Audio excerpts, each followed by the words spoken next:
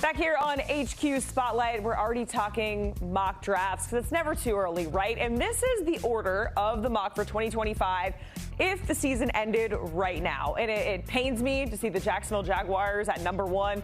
The Titans, all three of these teams here, 0-3. The Bengals at 3. The Colts and the Patriots rounding out the top 5. We also have the Cowboys with the top 10 pick. The Panthers in there, Dolphins, Browns, and the Bears rounding out the top 10. So let's bring in our draft expert, Ryan Wilson, to talk about this. And Ryan, you're always giving me a grief about my teams. We were just talking about the Jags, so you know it pains me to see them with this number 1 overall pick. But we talked about it earlier in the show. You already paid Trevor Lawrence, Doug Peterson. We're not sure what's going to go on there. But as things stand right now, what direction do you have them going if they do end up getting that number 1 overall pick in 2025? Hey, Jacqueline, good to see you. Sorry it's under these circumstances. If you'd chosen that draft order a month ago and explained to people what went wrong, it would be storylines that would be hard to fathom, but here we are. So if you're the Jacksonville Jaguars at the top of this draft, and we all saw that game last night, and it was hard to watch for a lot of reasons, I think you have to start with the offensive line because you have Trevor Lawrence sewn up there. He's got the big money deal. He needs to be able to play like it, and by that, you have to get him protection. Anton Harrison, last year's first-round pick, has struggled. He came out with a knee injury. Cam Robinson's in the last year of his deal. So Kelvin Banks, come on down, the left tackle out of Texas, hasn't given up a sack this year, only given up 1 pressure, and that was against Mason Graham, who we'll talk about in a second here, out of Michigan. He's ready-made to start day 1, and I think he helps solve some problems. There are a lot of problems in Jacksonville, but he helps solve the problems along the offensive line where they absolutely have to get better. Woof. Most sacks allowed this season. The Jags are right there at number 12, and what a perfect segue, because we're talking about the top of that list, the Titans with 13. In this mock, we have them with the number 2 overall pick, and you have them going a quarterback route. So a lot of folks are saying, hey, we need to give Will Levis some time. But based off of Shedeur Sanders going to Tennessee, explain that match, Ryan. Yeah, let's get crazy, Jacqueline. Brian Callahan, the first-year coach, said this is still Will Levis' team, and we have to see how this plays out. But, hey, it's week 3. We're having conversations here, and Shedeur Sanders has been playing out of his mind.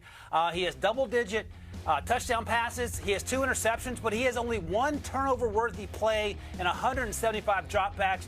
He is slinging it, and that offensive line stinks in Colorado. And that will be perfect fit in Tennessee, where the offensive line has struggled in 3 weeks as well. But I think the progress he's made from Jackson State to last year to this year makes him incredibly intriguing. There's going to be all the Colorado adjacent conversations about him when we get through the draft process. But right now, by this much, Jacqueline, he's my QB1. All right, it feels like the AFC South has got to step up their O-line issues. Let's talk about the Bengals with that number 3 overall pick.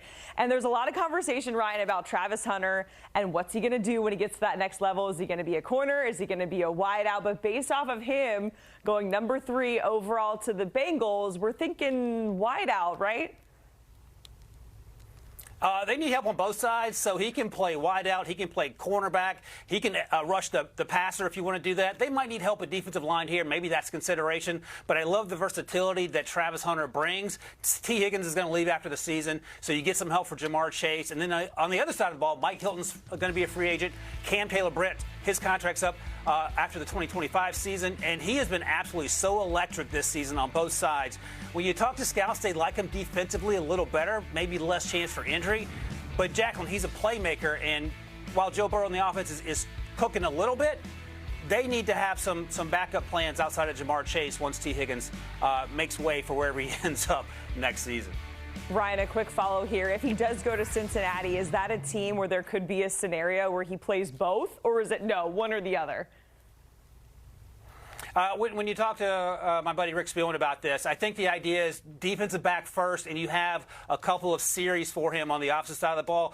I don't think it's sustainable for him to play 120 snaps in the NFL like he does in Colorado. The guys are bigger, faster, stronger.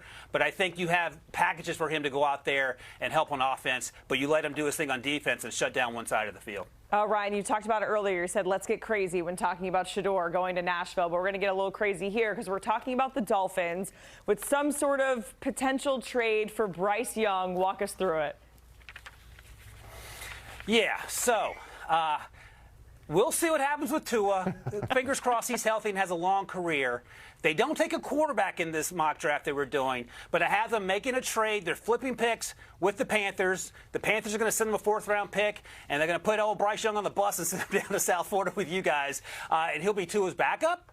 and then potentially has a chance to take over for Tua if things down the road don't work out. But I think this might be a situation where a former first-round pick has to go learn by watching, and you go to a system in which it's a good situation for Bryce Young. We know the offense works. He plays similar type football to what Tua does. He throws with anticipation. He can get the ball early, and if you put the Alabama playmakers around him, he'll pretend he's in Alabama, and maybe you get that sort of success as well. But I think it's a good situation for Bryce. No pressure to play, in a good situation, and hopefully Tua also is able to maintain his career and play long and fruitfully in the coming years to come. Yeah, we had a nice long pause and a thoughtful response. We're talking about Bryce Young going to Miami. Finally, we got to talk about the Cowboys and this mock having a top 10 pick.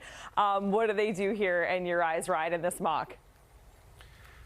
Man, they need help along the defensive line. There's no doubt about it. But Mason Graham is already off the board in this mock draft, and he would be probably one of the few top 10 picks at defensive tackle. So instead of having going with my wide receiver one, Tedrow McMillan out of Arizona, he's 6'5", he's about 215, and he plays like a small, shifty wide receiver in terms of how he runs routes, and he plays bigger than Drake London. He's probably a little better athlete. Catches balls anywhere near his orbit, and he helps CeeDee Lamb out. Brandon Cooks' deal is up at the end of the year, and they need some help at playmaker if there's no defensive help, especially along the front seven there. If they have a pick in the top 10, there are a whole bunch of other issues. But if you're sitting here and there's no Mason Graham, I think you take Tedrow McMillan and feel pretty good about it. Oh, man. Dallas Cowboys, the fans are going to be going crazy if they get a top 10 pick when it's all said and done. Ryan Wilson, we certainly appreciate it. Talking mock drafts for 2025 with the draft order as the season stands right now. You can hear more from Ryan on the With the First Pick podcast alongside Rick Spielman. In the latest episode, they're discussing college football quarterback rankings, including Jalen Milroe, Carson Beck, Jackson Dart, all the likes. Download, follow, listen wherever you get your pods, or you can scan that QR code and watch right now.